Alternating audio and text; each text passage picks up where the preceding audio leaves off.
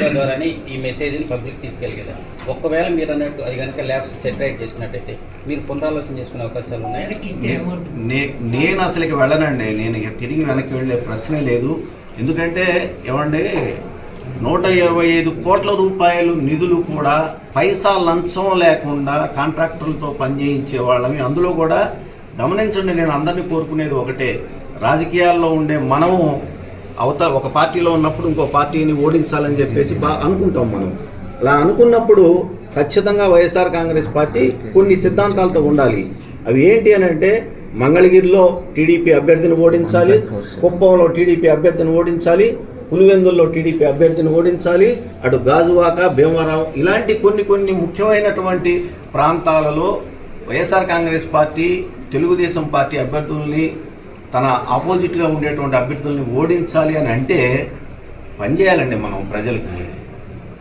ఆయా నియోజకవర్గాల్లో ఉన్నటువంటి వైఎస్ఆర్ కాంగ్రెస్ పార్టీ అభ్యర్థుల్ని కాపాడుకోవాలి. ఆ ప్రజలకి దగ్గరగా, అతి దగ్గరగా వెళ్ళేటటువంటి వాళ్ళకి అండగా నిలబడాలి. అలాంటి పరిస్థితులు లేవు కాబట్టే ఇక్కడ నిధులు ఇవ్వలేదని అంటా నేను. అలా నిధులు ఇచ్చుంటే మీరే చూశారండి, ఇక్కడున్న మీరందరూ ఇప్పుడు నన్ను ప్రశ్నలు అడుగుతున్నా, మీరందరూ కూడా మంగళగిరి వాసులే. నేను అందుకే ఇందాకన్నా 30-40 సంవత్సరాలు 50 సంవత్సరాల నుంచి లేనటువంటి అభివృద్ధిని 4.5 సంవత్సరాల కాలంలో నేను చేసి చూపించాను. నేను అందుకే అడుగుతున్నా, అటు వైఎస్ఆర్ కాంగ్రెస్ పార్టీ వాళ్ళని కానివ్వండి, టీడీపీ వాళ్ళని కానివ్వండి, వెళ్ళి చూడమనండి. నేను ఓపెన్గా చెబుతున్నాను, ఏ బజార్కి వెళ్తారో, ఏ వీధికి వెళ్తారో, ఏ పేటకి వెళ్తారో, ఏ ఏరియాకి వెళ్తారో, నాడెలా ఉంది, నేడెలా ఉంది చెక్ చేసుకోమనండి. ఎంత పని చేశామో, దానికి ఏమైనా నిధులు ఇచ్చారో అని కూడా చెక్ చేసుకోమని కూడా అడుగుతా ఉన్నా. ఎన్ని బాకీలు ఉన్నాము, ఎన్ని ఇబ్బందులు పడతా పనిచేసాము, ఇన్ని చేసినా కూడా నిధులు ఇవ్వలేకపోతే అంతదాకా ఎందుకంటే, అతి ఇంపార్టెంట్ అయినటువంటి 2 బ్రిడ్జిలు, రేవేంద్రపాడు బ్రిడ్జి బ్రిటిష్ కాలంలో బకింగ్హామ్ కెనాల్ మీద కట్టారు. అదేవిధంగా తాడేపల్లిలో అనునిత్యం ముఖ్యమంత్రి గారు పయనించేటటువంటి హెలిపాడ్కి వెళ్ళేటటువంటి బ్రిడ్జి కూడా మరి అది కూడా బ్రిటిష్ కాలంలో కట్టింది. ఈ 2 బ్రిడ్జిల నిర్మాణానికి నిధులు ఇవ్వమని నేను గతంలో తెలుగుదేశం పార్టీలో దేవినేని ఉమామహేశ్వరరావు గారు జలవనరుల శాఖ మంత్రిగా పనిచేసేటప్పుడు, అప్పుడు నేను ప్రతిపక్షంలో ఎమ్మెల్యేగా ఉన్నప్పుడు 2 సార్లు స్వయంగా లేఖలు రాసి వెళ్ళి ఆయన కలిశాను కూడా. ఆయన అన్నమాట, మా దగ్గర నిధులు వారికి మేము ఇవ్వలేమని అన్నాడు స్పష్టంగా. మేము ఈ నియోజకవర్గ ప్రజలకి మేము హామీ ఇచ్చాము ఎన్నికల టైంలో, ఖచ్చితంగా రేవేంద్రపాడు బ్రిడ్జి, ఈ తాడేపల్లి బ్రిడ్జి బకింగ్హామ్ కెనాల్ మీద కడతాము అని చెప్పేసి. ఎందుకంటే రేవేంద్రపాడు బ్రిడ్జి అది కనుక ఏమన్నా ఇబ్బంది అయితే మరి అటు కొల్లిపర మండలం నుంచి కానివ్వండి, తాడేపల్లి దుగ్గిరాల మండలం నుంచి విజయవాడ వచ్చే వాళ్ళందరికీ కూడా అసలు ఇక రెండో దారి లేనే లేదు.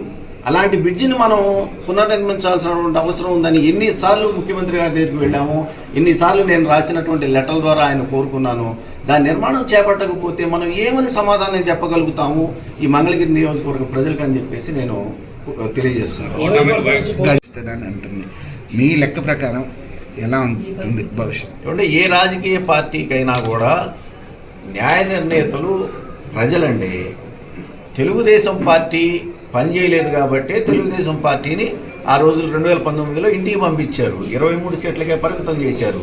కేవలం 3 పార్లమెంటు స్థానాలకే పరిమితం చేశారు.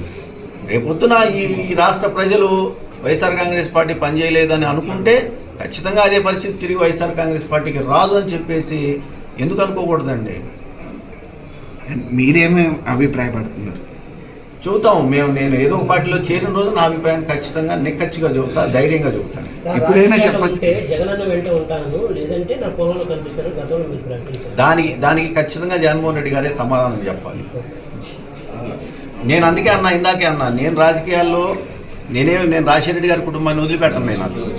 నేను రాజశేఖర రెడ్డి గారి మనిషిని, రాజశేఖర రెడ్డి గారి భక్తుడిని, నేను రాజశేఖర రెడ్డి గారి అభిమానిని. నేను అంటే ఇప్పుడు మిమ్మల్ని భవిష్యత్తులో మంగళగిరి ప్రజలు ఎలా చూడబోతున్నారు? ఒక పార్టీ కార్యకర్తగా చూడబోతున్నారా, ఒక నాయకుడిగా? చూద్దామండి. ఎందుకంటే నేను ఇంకా ఏ పార్టీలో చేరలేదు అఫీషియల్గా.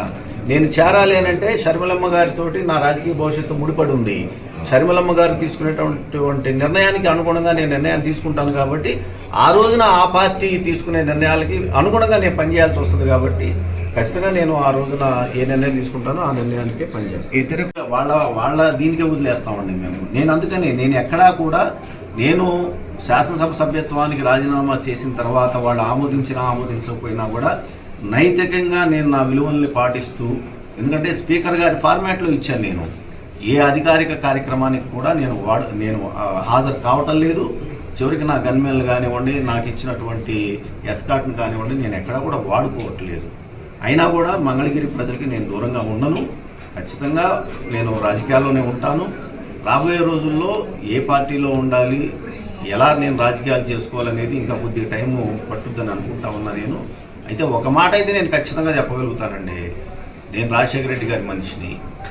సో నేను ఖచ్చితంగా ఇవాళ రాజశేఖర రెడ్డి గారి అబ్బాయికి, రాజశేఖర రెడ్డి గారి అబ్బాయి ఆయన మరణం తర్వాత జగన్మోహన్ రెడ్డి గారు పెట్టినటువంటి పార్టీకి ఎంత సేవ చేశానో, వైఎస్ఆర్ కాంగ్రెస్ పార్టీ ఆ రోజుల్లో మరి అధికారంలో రావటానికి ఈ రాష్ట్రంలో ఎంత మంది పనిచేశారో వాళ్ళల్లో నేను ఒకటిగా నా సర్వస్వం పోగొట్టుకొని నేను పనిచేశాను. నేను మరి అలాంటి వాడిని, నేను రాజశేఖర రెడ్డి గారి భక్తుడిగా నేను ఇంకో పార్టీకి అయితే వెళ్ళే ప్రశ్నే లేదు. రాజశేఖర రెడ్డి గారి అబ్బాయి కోసం పనిచేశాను నేను. ఒకవేళ షర్మిలమ్మ గారు ఇంకా నిర్ణయం తీసుకోలేదు, ఆమె కనుక నిర్ణయం తీసుకొని ఏ పార్టీలోకి వెళితే ఖచ్చితంగా నేను షర్మిలమ్మ వెంటే నడుస్తానని నేను మాత్రం ఖచ్చితంగా చెప్తాను. సార్, మీరు నిధులు కొరత